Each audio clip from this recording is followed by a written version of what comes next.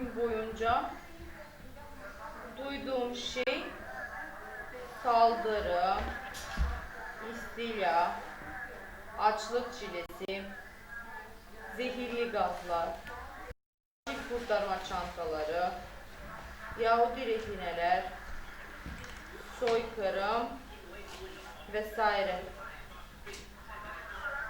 Hiç iç açıcı şeyler yok.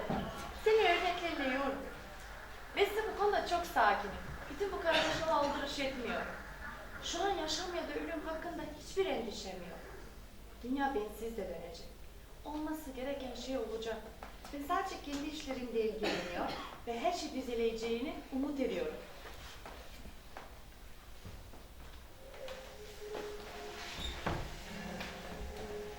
Sevgili anne, seni o kadar iyi anlıyorum. Artık bunun bitmesini ve evimize dönmemizi istiyorum. Şehrimin üzerindeki gökyüzünü özledim. Arkadaşlarımla oynadığımız oyunları. Onu özledim.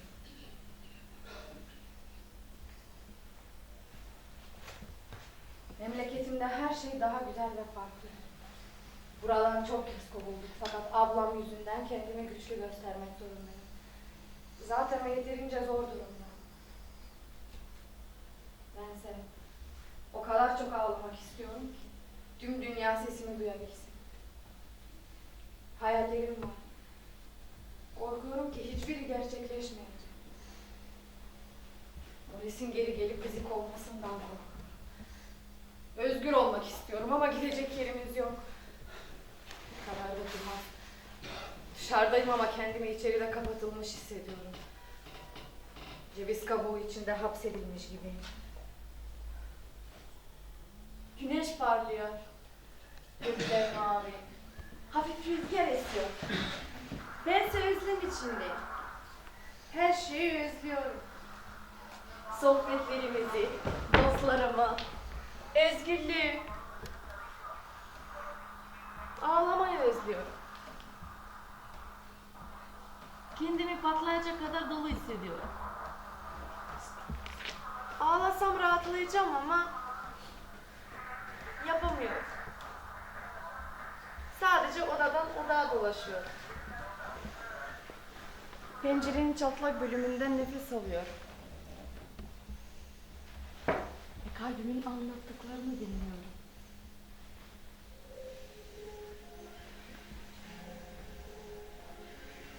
Bütün bu özlemin gerçekleşmesine müsaade edemezsiniz. Kalbim ve bedenimle içimdeki baharın uyanışını hissediyorum. Normal hareket edemiyorum. Canım hiçbir şey yapmak istemiyor. Sadece özlemek istiyor. Hana. Abla, hadi gel.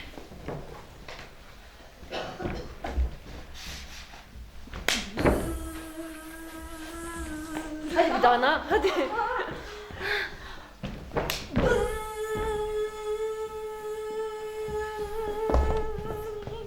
Siz hala burada mısınız? Evet ama merak etmeyin hemen gidiyoruz. Nereye gideceğiz? Başımızın çaresine bakacağız Hana. Buraya kadar geldik ya bundan sonrası sorun değil. Gelin. Size yardım edecek birilerini buldum. Siz gitmeye karar verene kadar sınırdaki barakalarda kalabilirsiniz. Orada temel yaşam koşullarınız da var. Emin misiniz polis abla? Tabii ki eminim. Düşündüm de ben sizin yerinizde olsaydım kendimi nasıl hissederdim? Çok sağ olun abla. Hadi hemen gidelim. Gelin.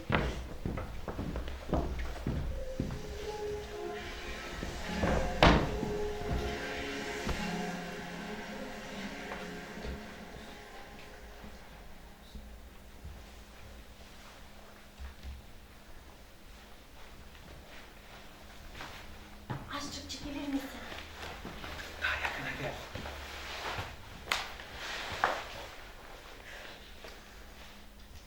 Kendimi çok iyi hissediyorum. Ben...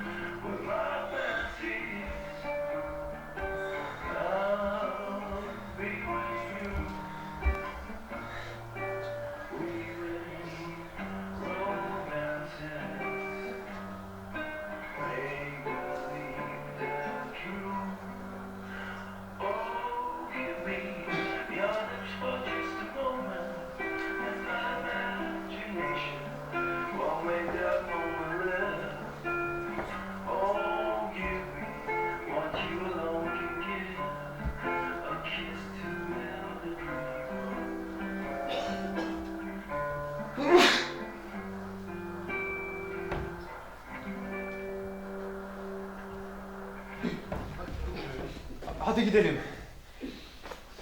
Evin etrafını kontrol etmem lazım.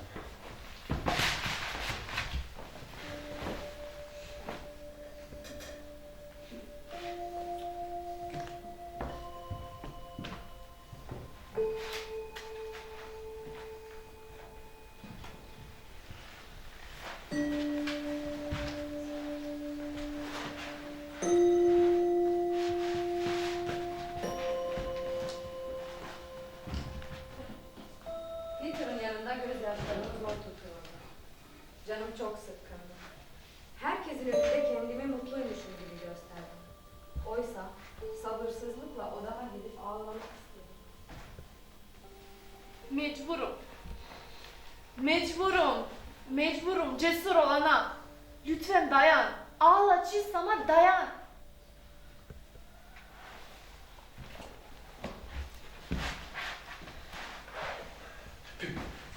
Şşşş! İngilizce bir kelime anlamamız için yardımınız gerekiyor. Babacığım, yardımınıza ihtiyacım var.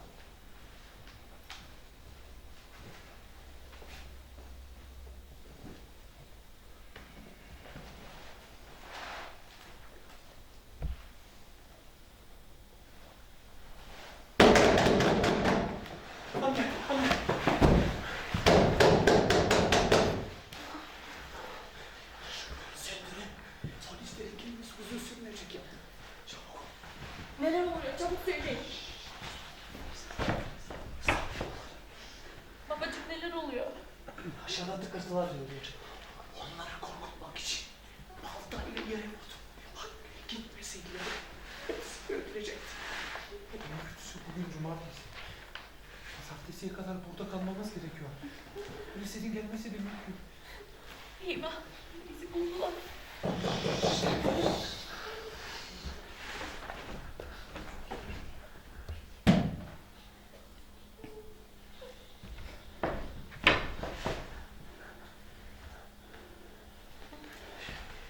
Radyoyu yok etsek. Evet. Sobanın içine atalım mı? Eğer onu bulurlarsa bizi de bulacaklar. Ananın gönlü neden? Onu yapmamız. Gönlüm giderse ben de giderim. Şimdi asker gibi davranmamız lazım. Eğer bu sonumuzsa hayatımızı özgürlük için vermiş oluruz. Sadece birçok masum insanların öleceğini üzülüyorum ben. Peter çok korkuyorum. Ne olursa olsun ben hep senin yanında olacağım. Merak etme. Aykut arasın mı acaba? Çok erken. Saat 7 gibi ararız ya. Bana söylemek istediklerinizi not tutalım mı? Siz söyleyin ben not tutarım.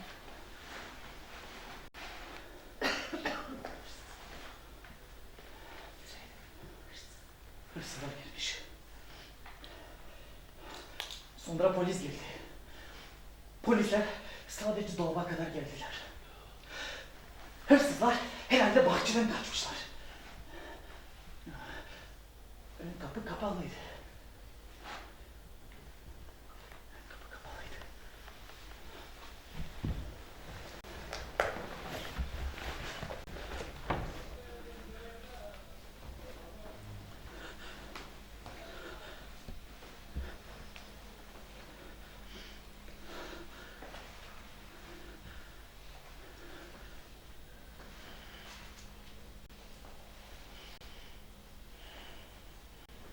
Misafirler gelene kadar evi temizlemek için zamanımız var. Gülseni ne kadar kısa zaman için evi parlattık. Sonra da hepimiz memnun masa etrafında oturduk. Hepsinden en cesur olan Pıtır'ı kutladım. Bir anda her şey eskisi gibiydi. Çatı katında oturup limonata içiyorduk. Siren seslerine rağmen hava çok güzel. Dün akşam büyük bir tehlike atlattık. Düşünsene, polis dolaba kadar gelmiş. Ya gizli girişi bulsaydılar? O zaman herkes kendini korumak zorunda kalacak. Ayrıca bize yardım edenleri de korumamız lazım. Sonumuz nasıl olabilir düşünmek bile istemiyorum. Şu andan sonra çok dikkatli olmamız gerekiyor. Her akşam evin etrafını kolaçan ediyoruz. Gündüzleri pencereyi ve akşam 9'dan sonra pozitif sifonu çekmek yasak. Bu şekilde acı çekmemize kim izin veriyor? Yahudiler niye acı çekmek ve ölmek zorundalar? Dün akşam ölmek üzere olduğumu düşünüyorum. Cesur bir asker gibi teslim olmak için polisi bekliyorum. Ülkemi çok seviyorum. Burada yaşamak ve çalışmak istiyorum. Hiçbir şey anlayamıyorum. Daha çok genç. Ve sadece dünyayı dolaşmak, sesimi duyurmak ve insanlık için iyi şeyler yapmak istiyorum. Yine de bilemiyorum. Bilemiyorum.